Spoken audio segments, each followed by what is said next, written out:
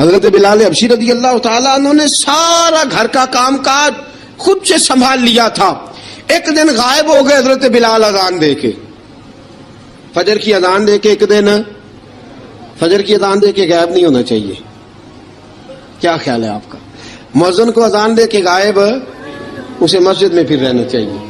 حضرت بلال حبشی رضی اللہ تعالیٰ عنہ اذان پڑھی, غائب ہو گئے. صحابہ ڈھونڈ رہے ہیں بلال کدھر ہے, اقامت پڑھے. حضور نے فرمایا ٹھہر جاؤ, بلال آئے گا تو اقامت پڑھے گا. بلال آئے گا تو جلدی نہ کیا کرو مسجد میں. اگر 2-4 منٹ کبھی دیر ہو جائے نا نماز میں تو جلدی کوئی بات نہیں, اللہ کے گھر ہی آئے ہو نا, جلدی نہ مچایا کرو. اللہ کا گھر ہے, رحمت والی جگہ ہے. حضور نے فرمایا بلال آئے گا تو اذان پڑھے گا. اب سب صحابہ خاموش ہیں کہ بلال جاتا نہیں, کام بھی اس کا کوئی ایسا نہیں. حضرت بلال دوڑے آئے, جلدی دوڑے آئے. رسول پاک صلی اللہ علیہ وسلم نے سوال ہی نہیں کیا کہ بلال تو کدھر سے آیا ہے. فرمایا آ گئے ہو؟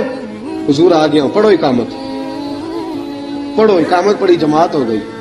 اب صحابہ کرام علی مریدوان حیران ہے کہ حضور نے پوچھا ہی نہیں اور بلال آیا بھی دیر سے. حضرت جناب سیدنا صدیق اکبر, جناب مقداد, جناب سلمان فارسی, چند صحابہ نا حضرت بلال کو لے کے, کون ہے بلال تو کدھر تھا؟ راز کی کوئی بات ہے جو بتاتا نہیں, کدھر تھا؟ حضرت بلال رضی اللہ تعالیٰ عنہ کی آنکھوں میں آنسو آ گئے, رو پڑے. کہ بلال کوئی گہری بات ہے, بتا معاملہ کیا ہے, روتا کیوں ہے؟ حضرت بلال حبشی رضی اللہ تعالیٰ عنہ فرمانے لگے جب حضرت خدیجہ الکبریٰ گھر میں چکی پیستی تھی, تھک جاتی تھی نا, تو میں مدد کرایا کرتا تھا. کتنے دن بیت گئے, جب فجر کی اذان دینے کے لیے گزرتا ہوں تو حضرت فاطمہ الزہرا کے بچے روتے ہوتے ہیں. فرمایا میں نے حضرت فاطمہ کو گود میں کھلایا ہے, مجھے اپنے محبوب کی شہزادی سے بڑا پیار ہے. کئی دنوں سے حضور کی خدمت میں عرض کر رہا تھا یا رسول اللہ کو مہربانی فرمائیں. حضور نے رات پیغام بھیجا ہے سیدہ فاطمہ کو کہ بلال جب آئے تو پردہ کر کے اندر چلی جایا کر. حضرت بلال فرماتے ہیں اذان دے کے گیا تھا حضرت فاطمہ کے گھر, میں نے کہا محبوب کی بیٹی ذرا پردہ کر لے, تو بچوں کو دودھ پلا, میں تیری چکی پیس دیتا ہوں. حضرت بلال حبشی کی آنکھوں میں آنسو رو کے بتلاتے ہیں. فرمایا سیدہ طیبہ طاہرہ حضرت فاطمہ الزہرا, میرے حبیب نے پتہ کیا فرمایا؟ فرمایا جس نے فاطمہ کو راضی کیا اس نے تو مجھے راضی کیا. حضرت سیدنا بلال حبشی فرماتے میں نے چکی پیسی اور میں تمہیں کیا بتاؤں, میرے محبوب کی بیٹی نے مجھے بڑی ہی دعائیں دی ہیں, انہوں نے مجھ پر بڑا ہی اظہار محبت فرمایا ہے. فرمایا میں آذان سے لے کر جماعت تک لوگ تسبیحاں رولتے ہیں, لوگ قرآن کی آیات کی تلاوت کرتے ہیں, آذان سے لے کر جماعت تک لوگ مختلف قسم کے اذکار میں مشغول ہوتے ہیں. فرمایا میرا ذکر سنو, میری تلاوت سنو, میرا وظیفہ سنو, میں آذان سے لے کر جماعت تک محمد عربی کی بیٹی کی خدمت کرنے چلا جاتا ہوں. رسول پاک صلی اللہ علیہ وسلم کی شہزادی کی چکی پیس کے آیا. حضرت بلال نے اس انداز میں, بدر کی جنگ لگ گئی, بدر کا مارکا, حضرت بلال کے ہاتھ میں تلوار ہے, کہا میں لڑوں گا, پورا جہاد کروں گا. امیہ بن خلف جو بڑا مارا کرتا تھا نا, وہ دوڑ رہا تھا اپنے بیٹے کو لے کے, آگے کچھ صحابہ کھڑے تھے, وہ قریب سے گزرنے لگا. حضرت بلال نے فرمایا ذرا پکڑنا امیہ کو, یہ مجھے مارا کرتا تھا, ذرا پکڑنا, نہ جانے نہ دینا. امیہ کو صحابہ نے روکا. حضرت عبد الرحمن ابن عوف نے پکڑ کے ایک زور سے گھونسا مارا, ادھر جا کے گرا. حضرت بلال تلوار لے کے کھڑے ہیں امیہ کے سر پہ. کہا امیہ میں تجھے نہیں کہا کرتا تھا اللہ میرے مصطفیٰ کو بڑی عزتیں عطا فرمائے گا, میں تجھے نہیں کہا کرتا تھا کہ خدا ہمیں غلبہ دے گا, هو الذی ارسل رسولہ بالہدی ودین الحق لیظہرہ علی الدین کلہ, میں نہ کہا کرتا تھا کہ اللہ اس دین کو ہر دین پہ غلبہ دے گا. فرمایا دیکھ اللہ نے ہمیں عزت دے دی, دیکھ تو ذلیل کر دیا گیا. حضرت بلال نے مارا, گردن اڑا دی. حضرت ابوبکر صدیق پیچھے دیکھ رہے تھے, دوڑے ہوئے آئے, کہا بلال مبارک ہو, بلال مبارک ہو, آج تو تیرے سارے بدلے پورے ہو گئے. حضرت بلال نے سجدہ شکر ادا کیا. میرے دوستو بڑی باتیں ہیں جناب بلال کی کرنے والی. یہ وقت ساتھ نہیں نہ دیتا کسی کا, یہ رک جاتا ہے, یہ کہتا ہے کہ بس اب رک جاؤ, وقت ہو گیا آگے گزرنے کا.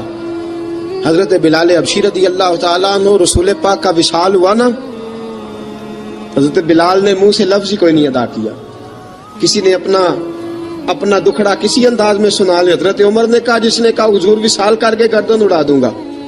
حضرت عثمان غنی نے کہا خبردار کوئی مجھے آ کے نہ بتائے کہ مصطفیٰ وصال کر گئے. حضرت علی المرتضیٰ رضی اللہ تعالیٰ عنہ نے فرمایا نہ بھائی میرے مصطفیٰ پر تو موت آتی نہیں جس طرح عام لوگوں پہ. سب لوگوں نے اپنے اپنے اظہار کر لیے نا. بلال نے کسی کو دکھ بتایا ہی نہیں. ایک کونے میں بیٹھ کے نا حضرت بلال اکیلے آنسو بہاتے رہے, کسی کو بتایا ہی نہیں, اکیلے روئے. ایک شخص کہنے لگا یار بلال بولتا نہیں. کہا نہ بلاؤ اسے. عصر کی نماز کا وقت ہوا نا تو وہ بلال جو کعبے کی چھت پہ بغیر سیڑھیوں کے چڑھ گیا تھا, وہ بلال جو کعبے کی چھت پہ بغیر کسی سہارے کے چڑھ گیا تھا, اس بلال کو کہا کہ بلال چڑھ ذرا, آذان پڑھ, مسجد کی چھت پہ چڑھ جا. حضرت بلال کئی بار چڑھے اور کئی بار گرے, کئی بار چڑھے اور کئی بار گرے. حضرت بلال حبشی رضی اللہ تعالیٰ نے آواز دی, کہا سلمان میری مدد کرنا, میری مدد کرنا, اب مجھ سے چڑھا نہیں جاتا, اب مجھ سے جایا نہیں جاتا. جناب سلمان فارسی نے بھی سوال نہیں پوچھا کہ بلال تو بیمار ہے, یہ نہیں پوچھا. حضرت بلال کو 2-4 صحابہ نے اٹھایا, چھت پہ پہنچایا. بلال نے اذان شروع کی. جب کہا نا اللہ اکبر اللہ اکبر, وہ آواز جس میں بڑا سوز ہوتا تھا, بڑی درد, بڑی بلندی ہوتی تھی, بڑا جوش خروش ہوتا تھا, آج وہ آواز دب گئی. جب بلال نے کہا نا اشہد ان لا الہ الا اللہ, حضرت بلال رضی اللہ تعالیٰ عنہ نے تھوڑی دیر روک کے سانس لیا. جب کہا نا اشہد ان محمد الرسول اللہ, جو سارے چپ کھڑے تھے نا ان میں سے ایک بابا رو پڑا, جس کا نام ابو بکر صدیق تھا. جب حضرت ابو بکر صدیق کی آنکھ میں آنسو آیا تو حضرت بلال چھت کے اوپر زمین پہ گرے, زمین پہ گرے اور کہا ابو بکر یہ ڈیوٹی کسی اور کی لگا دے, یہ ڈیوٹی کسی اور کی لگا دے, اب میری روح اجازت نہیں دیتی, مصطفیٰ کریم کے بعد مجھ سے اذان نہیں پڑھی جائے گی. آپ نے واقعہ سن رکھا ہے کہ ایک بار صحابہ نے بلایا, دوبارہ آئے, حضور خواب میں ملے, کہا بلال تو آتا کیوں نہیں؟ بلال چھوڑ کے چلے گئے تھے. فرمایا اب میرا یہاں دل نہیں لگتا. ملک شام کے شہر حلب میں چلے گئے تھے, چھوڑ دیا تھا مدینہ منورہ, اب میری نگاہوں میں جچتا نہیں کوئی, جیسے میرے محبوب ہیں ایسا نہیں کوئی. حضور خواب میں ملے, آئے مدینے. حضرت بلال آخری بار, لوگوں نے کہا اذان پڑھو, کہا مجھے وہ اذان بھول ہی گئی ہے جو مجھے مصطفیٰ کریم کے زمانے میں پڑھا کرتا تھا, مجھ سے نہیں پڑھی جاتی, نہ مجھے کہو, میں کیسے پڑھوں. امام حسن اور حسین نے آ کے دامن تھاما نا تو کہا بیٹا میں تمہاری نانی کا بھی نوکر رہا ہوں, میں تمہاری ماں کی چکی بھی پیستا رہا ہوں, مجھ سے کوئی فرمائش نہ کر ڈالنا, میں نے نوکری کی ہے اور مجھے اگر اللہ نے توفیق دی تو میں تمہارے بچوں کے پیر بھی دھویا کروں گا. لیکن امام حسن رضی اللہ تعالیٰ عنہ نے فرمایا بلال ایک بار تو اذان سنانی پڑے گی. سنائی بلال نے اذان. کوئی گھر مدینے میں ایسا نہیں تھا جہاں سے رونے کی آواز نہ آئی ہو. حضرت عمر فاروق رضی اللہ تعالیٰ عنہ اپنے زمانے میں شام گئے تو جناب بلال حبشی رضی اللہ تعالیٰ عنہ سے کہا کہ اذان پڑھو. حضرت بلال نے فرمایا میں پڑھ ہی نہیں سکتا. بڑی ہمت کے بعد اذان پڑھی اور جناب بلال نے کہا تم اگر روئے نہ تو میں اذان پڑھوں گا. رونا نہ, وعدہ لے لیا. حضرت عمر تو نہ روئے لیکن معاذ ابن جبل نے رونا شروع کر دیا. جب معاذ ابن جبل روئے تو پھر عمر بھی روئے, جب عمر روئے تو پھر بلال بھی روئے. وہ اذان اشہد ان لا الہ الا اللہ تک گئی.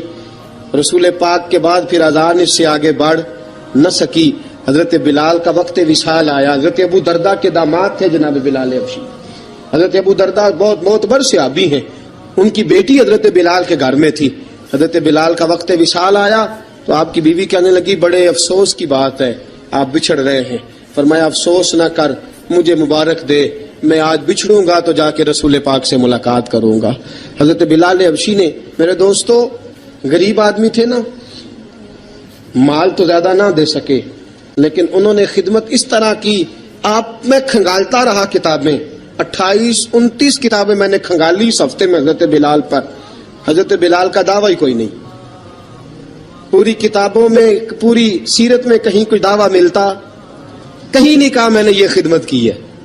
یہ دعویٰ حضرت بلال کا دعویٰ, میں غور کرتا رہا اس بات پر کہ سب لوگ دعویٰ کر لیتے ہیں نا. بعض صحابہ کے دعوے ملتے ہیں کہ ہم نے فلاں موقع پہ خدمت کی تھی, بلال بدر میں, بلال احد میں, بلال خندق میں, بلال فتح مکہ میں. بلال نے ساری خدمتیں اپنے سر, لیکن بلال کا دعویٰ حضرت بلال نے اپنے منہ سے ایک بار بھی نہیں کہا میں نے یہ خدمت. عشق بہت کیا.